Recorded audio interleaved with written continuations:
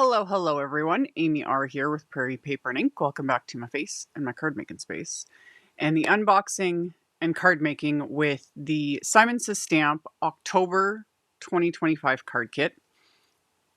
Normally this card kit, well, it always is. It's always released on the 14th of every month, and it's for the next month. So on the 14th of September was this October card kit. On the 14th of October will be the November kit, and so on and so on.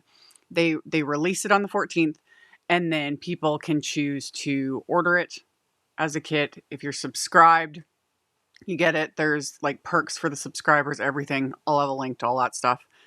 And then they start shipping them out generally a few days later in the month. And then I think right now with this one, it's on pre-order because I think they're waiting for some products. So all that sort of disclaimer. Because I'm in Canada, the kits always take a little longer to get to me. Sometimes I get them surprisingly a teeny bit early, and other times, like now, I get them a bit later. I literally got this right before the Canada Post strike, which as of filming this, the strike is still ongoing. Really hoping it gets resolved in the workers' favor. We are a union family here. The unpaid intern is actually, his real job is a union member, different union, but just all the caveats. Anyway, the kit is here. Last month was a blur. Barely had any time to think straight, but it got here just recently, and now we're going to unbox it, go through it, and like everything, I will have links below to the kit, the subscription, whatever I decide to use to make my cards, etc. My links are affiliate links. That just means that if you click on one of my links and end up placing an order, I get a little kickback from that at no extra cost to you. That is what helps keep the lights on, enables me to keep bringing out content, all the things. So let's check out the kit. Let's get everything out of the way. Oh, don't want to lose. Got a little blending brush here. Okay. Let me get everything out of the way. So this is the Fall Vibes kit. Okay. So we have the Grid Basics set, and just off the top of my head, I think there's a little grid wafer die. It's an add-on. Again, I'll link to all the things. I'm pretty sure because I think I saw an image on social media. But this is a 4x6 set by Kathy Zielski, and I like these sentiments. Kathy Zielski does the CZ design always. Some of my favorite sentiments. So yeah, I've missed you so very much. I just wanted you to know it has been decidedly way too long since I saw your face. I really like these. And you know what? I like how they're done in this format. Yeah, I really like this because you could just take like either a square punch, for those that still have, I have a square punch around here somewhere, or a little square wafer die, or a circle, and just a nice way to throw that onto either a card or a tag or whatever. Yeah, it's kind of different instead of like, does that make sense? Am I just getting into the weeds here? I just like it. And then you've got little icons. I like the little, I like that there's 3 sizes of hearts. I like when things come in 3s. Kathy Zielski is nothing if not when it comes to design elements. And you got little dots. You could use those as a little splatter. I like it. I really like that set. It's cute. So there's that. Oh, this is going to be popular. This is the Modern Loop 3D embossing folder. It looks almost a little trippy. I like ones like this that are very just a basic repetitive design because that works with everything.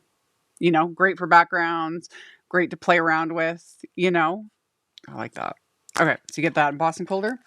There's this stencil set, and when it comes to Simon Stencils, well, all stencils, I just keep them in the packaging. I just cut the top off, recycle that, and then I keep them in the packaging. So this is the Pumpkin Patch stencil. Perfect for fall, all of it. I love me some layering stencils. This is going to be a good time. This is, yeah, I really like that. So you get that.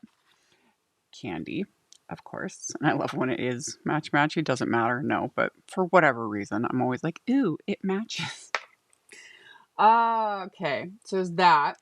And then, oh, they include that. Okay, it's on the list, but it's not in my package because they sold out. But I guess people get that in the kit. That's pretty sweet. It says a Simon Says Stamp black stamp and stencil mat. I still kind of wish that I'd got one in my kit too, because it's always nice to have extras. But apparently you get that in the kit. I just keep mine literally in my Misty. I've been getting a lot of questions about this lately. Let me just set that aside for a second. So these stamp and stencil mats have been out for a long time. The original ones were a little like this one. There we go. Which same. Nothing changed here. All these are a let me get off of there. It's got a little cover, and then if you've never used one of these before and you get the kit, awesome, because they're great. It's got a low tack adhesive on this. I've shown these and been using these for years. I have multiples of these. One thing I like using these for is I will stick, if I die cut watercolor paper or just a whole bunch of little die cuts that I want to specifically watercolor on, I like to stick them to this because it's low tack enough, but it holds it in place. And then I can like slap on some watercolor, whether it's watercolor with inks, watercolors, whatever it is. And it holds everything in place. Love it for that.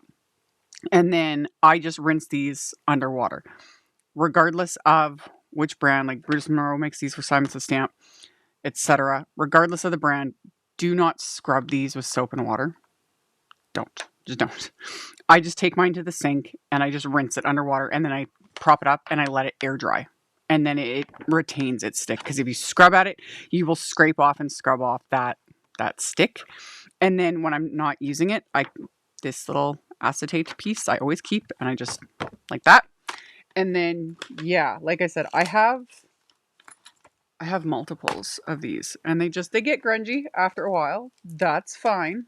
I'm trying to find the one that is like, oh, here we go. Yeah, here we go. See? And this one, they are also not heat safe. Because can I show? There we go. I tested it to prove my point. Like, I had die cuts sitting on here, and I used my heat tool to dry them to see what would happen, and it did what I thought it would do. And so it's not heat safe. Don't, hold something on here and use it with your heat tool to like heat emboss. Not a good time. A little like far away, light blast with air or whatever, that's fine. But just, it's not going to withstand heat. I still kept it. It still works. But see, like it's stained. Like they get stained. That's fine. It still works. It's still got some stick to it. So I use them for literally. This one is on its last leg. Like the stick is barely there, but it's still got a little bit. So I just keep using them. And you can see like all the ink, pinks, reds will stain the ever-loving daylights out of them, which is where the black comes in. So we'll get to that in a second. But yeah, they're great. They're nice too. A lot of people do like using them to hold down. You can use them to hold down a card front and then your stencils. I prefer now like the photopolymer grip mats for that sort of a thing, but they do work great for that. So options. Can't go wrong with options. So I keep them, and I like, because they're so thin, I can have a bunch of them, obviously. And I use them for really holding my die cuts to do watercoloring, because I love doing that. So anyway, then during September, Simon released the black version, which, very nice, I like it. But what I've been doing with it is I stuck mine right into my Misty. That's what I like it for. So I keep the covers on it. I don't plan on really using it as a sticky surface, but if I need to, it's there. And then I've got my photopolymer grip mat. And what I've been loving since this came out is then I can see the lines. I love it for that. So a lot of people have been asking because they've been seeing it and they're like, where did this come from? Like, what are you doing? And I'm like, for me, it's just an extra little visual. So if I'm, lining up an A2 card, I can line it up right there, because if I've got stamps going off the edge, that sort of a thing. So for me, it just gives me a little extra visual versus how the white one looks under here. So it's just personal preference. I like how the black is a little easier for me to see as I'm getting older, So I will probably eventually get a couple more of these just because it's handy, man. They're handy. I like them. So you get one in the kit, which is lovely. And I can just order extras. They're not super expensive. So there's that. You get you get a little Distress, the little blending brush. These guys. I need to practice with practice / play with these a bit more. If you've never used the Distress, these are the mini ones, and then there's a larger size one, which I don't even know where mine is. These are very different compared to the blending brushes I use, like my Simon blending brushes, Altenew, etc., etc. Because these are natural fibers, natural bristles. So it's a very different way to use them, I guess, or a different kind of look, but they're fun to play with. But like I said, I just need to play with mine more and get more of a feel for them because when I grab a blending brush with the softer bristles, totally different approach in how it applies ink and stuff. So yeah, I do like though that how when you're done with it, you can do that and then you can put the lid on it. I do like that. And then Tim's done videos and stuff like showing these and then how he'll use like a Sharpie marker to color code them. I think other people even use like nail polish, things like that, just right here on this little metal nub so that you can have one for reds, one for blues, etc., etc. So yeah, you get one of those to play with. Can't go wrong with that. So there's that. You get 2 frames. These are the Tim Holtz Ideology photo frame set. These are hefty. Literally like they've got some weight. I was kind of surprised, even though I have a bunch of Ideology. Honestly, I'm probably going to hoard these because they're really pretty. And they're just weighty. So the only thing I would, with something like this, if you're going to put it on specific, like a card that you want to give some, this would be something I would either hand deliver with something that's on it, or just, it would be with like a package, or just plan to pay extra for mailing because it's got weight to it, so that, and a bit of, they're not super bulky, but they're hefty. They're hefty, they're pretty though. And I have a big basket, it's a bin. It's not a basket. It's a bin of Ideology stuff. And I love to just flip through it, pet everything, get some ideas. And then so that's where these are going to go. I'm just going to be honest. I'm not going to use them, but I may eventually because they're just nice. And same thing. If you go through and do some searching, Tim and his makers have done all kinds of videos, showing ways to grunge them up or alter them with paints and crayons and all the stuff, which is always really cool too. It's always interesting. Sometimes I'll see a make out there and be like, where on earth did that come from? And it's like, oh, it was this, but they did, this, and this to it. And cool. They're cool. Okay. So there's those. You get a pack of the Tim Holtz Ideology Halloween large collage strips. This made me happy. I thought when I saw a glimpse of these, that this whole kit was Halloween, and I was here for it, However, it's not. This is the only Halloween thing, but a lot of these are not Halloween. These are cool. And same thing. If you've never had the collage strips and you've got the kit, then it kind of gives you an idea of what these are. So they're basically pattern paper in strips. And all sorts of things. So you can cut and choose what you want, you know? So that's where it's like you could just use like that. So it's got like these cool like entomology bugs, you know, floral patterns, things like that. And then, oh, and they are single-sided. So some people love that, some don't. I I like both. I like the idea of single-sided, then, you know, it's like, "Oh, I'm not covering up." But then I like the idea of double-sided because something then it's like more options, you know? So, either one. But anyway, you get just and a lot of it obviously is Halloween, but a lot of it is not.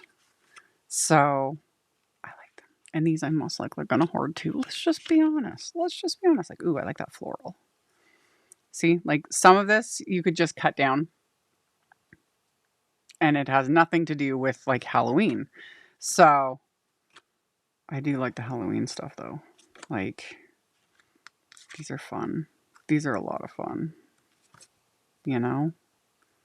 Yeah. Yeah. So and there's a whole pack of these. Like these are yeah, and these are the large collage strips because I have a couple other packs and they're much narrower. They're about half this size. So these large ones are really nice. Yeah. See, and that's what, again, this is also where the frames come in handy. You know, you can use them for stuff like that. Like, ooh, ooh, I'm just like, hello. These are fun. I like them. Yeah. Okay. So you get a pack of those. I could just like sit here and just, again, pet and play with all of those. You get those. You get a sheet of Craftstock Metallic. This is also Tim Holtz Ideology. If you've never used this or seen this, highly recommend. This stuff is gorgeous because it's metallic, obviously. There's a whole bunch of different colors. I assume with the kits, it'll be most likely random, you know, the color. And it's metallic on one side, and then the base is craft. These emboss amazingly, like with embossing folders. You can run this through with an embossing folder. You can also run it through with an embossing folder and then sand it, and it'll expose like the craft. And then if you want to go even extra, you could emboss it, sand it to expose the craft stock, and then rub ink over it as well, and it will like absorb into the exposed craft stock, which is also really fun. I just like this stuff for like die cutting, you know, just your basic card making because there's a ton of colors. It's really pretty. It's just pretty. It's pretty. So you get that. And then there's cardstock, dark chocolate, which on my screen looks black. It's not. It is a extremely dark brown. In fact, here, let me grab a piece of black cardstock to prove my point. Because there's a couple of Simon's cardstock colors that are very, very, very dark. And I literally don't even have an open pack of black cardstock because I go through black cardstock like 8. Here's a scrap. Here's a scrap. This will work. Okay. Two other like midnight green and dark chocolate are two of their darkest cardstocks. So there you go. There's black cardstock, dark chocolate. And even again on screen, my lighting is making this look almost washed out in a sense, not quite.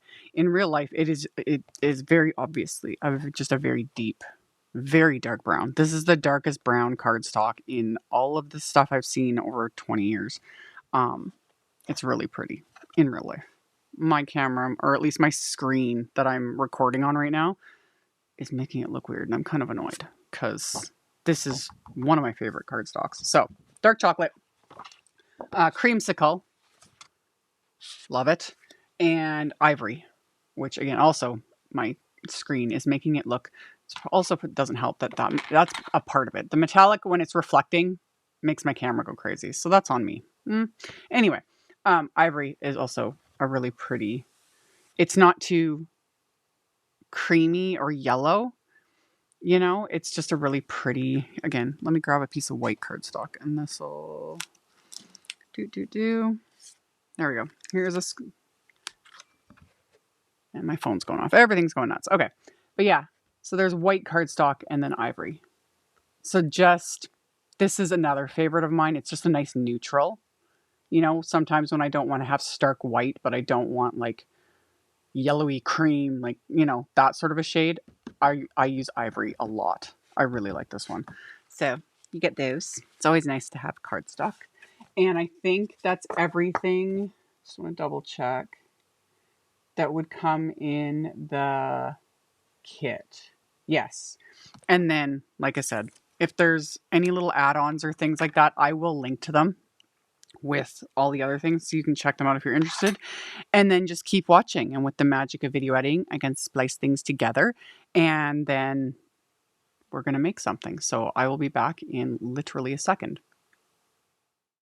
And like magic, I am back with 2 cards. So I started off with the Ivory cardstock and I cut it down into A2 size panels. So cut it in half again, gives you 2 A2 size panels. And then I grabbed one of my grip mats and I was going to stencil this background, and then my brain started to work again. And I was like, oh, I need to do the inside of my card at the same time.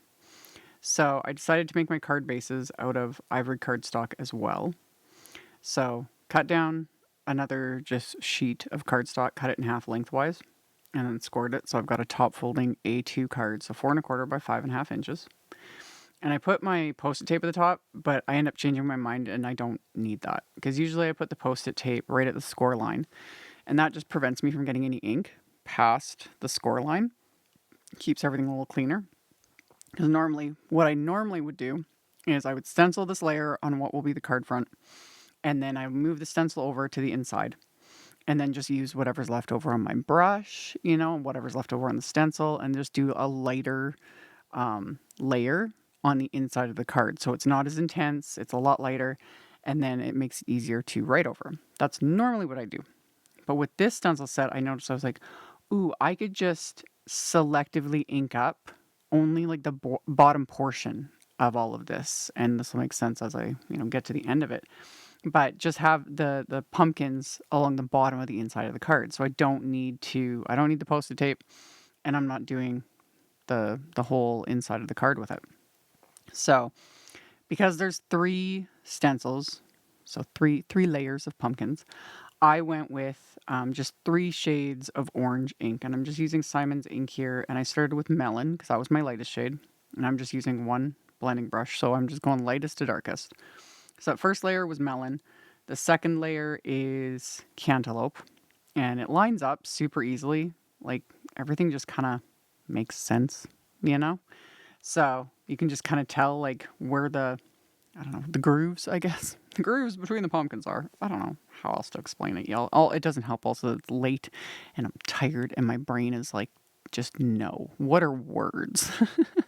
Anyway, so along the bottom, as you can see, I'm only inking up. Kind of just like the bottom border is basically what I'm doing. This could also work for a card front. And as always, if I had more time, I was like, once I started playing with this stencil set especially, I didn't want to stop. Like, I have more ideas. I love layering stencils. I really do. And I don't know, there's something about pumpkins. I'm very much fully into like the fall mood, not just Halloween. You guys know I love Halloween, but like fall themes, fall colors, leaves and pumpkins and gourds and just cozy sweaters, all of it. Pumpkin spice, everything. Yes. Anyway, the third stencil, I used sherbet ink, so my darkest orange shade. And then just added just those few little ones there along the bottom. See how it just works? It just works. I love it. So the final stencil does the stems. So I'm going to line that up. And then for that, I'm using cappuccino ink. So just a nice little brown ink. And yeah, I know I sound like a broken record for those that watch a lot of my content, but I really love layering stencils. I think the reason I say it so much is because when stencils were first kind of coming out, like in the beginning times, when layering stencils first started coming out, I wasn't the biggest fan. I think it's a combination of just all the layering stencils we have now You know, because like all these designers are coming up with these like cool designs and all these different things to create backgrounds or to color in images, whatever. That in combination with the inks we have now, you know, because now we have like all these like ink formulas that just work so nicely. So I think that's also another reason why I love stencils so much, because the inks smooth out, you know, so much better than the older formulas did. And this applies not just to the Simon Positively Saturated inks like this, the Concord 9 inks, Altenew inks, and I know there's many other ink lines out there. I don't have them, but I've heard good things. And that is a game changer as well. Because, you know, anything that means less effort on my part, I'm here for it. So anyway, back to what I was doing. After I'd done all that stenciling, I die cut the card front panel with a rectangle wafer die. And I die cut some of that Creamsicle cardstock with, I pulled out the A2 scalloped rectangle wafer dies and die cut that. Adhered them together with some Big Mama foam tape just to give it a little bit of dimension. And then I'll put this in my splat box. I'm going to add some splatter. And I'm going to use Simon's Positively Perfect White Splatter. Positively Perfect White Splatter Medium. And you stir that up really well. You always want to stir the stuff up because it's liquid and the white will settle, like the white pigment will settle to the bottom. So I stirred it up, and I just show this when I use it. I just stir it up and then I dip my fan brush right in and splatter. But this time I wanted to tint it. So I smushed that cappuccino ink pad onto my little palette.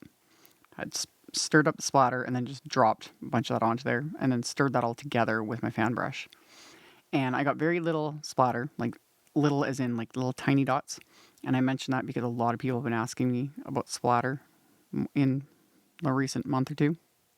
And if you want bigger blobs, you need more liquid. Full stop. So I wanted bigger blobs. So I actually added a bit of water to mine, stirred it up again, and then splattered that. And then I got bigger blobs on my background and I was happy. So I had let that dry. And then I stamped one of the solid sentiments from that Grid Basics, A2 Grid Basics set onto Ivory cardstock with the cappuccino ink. And then I also stamped another sentiment from the set onto the inside of the card with that ink. So that's going to finish off the inside. And I really like how those pumpkins look along the inside. Like just doing a border like that. And I say that because I just don't think that way. You know, with things like this background layering stencil, it's just in my brain to use it as it's like cover the whole background, like use the whole stencil. But that is also the beauty of card making and paper crafting, is to do what you want. Use only part of it. You know, cut things apart.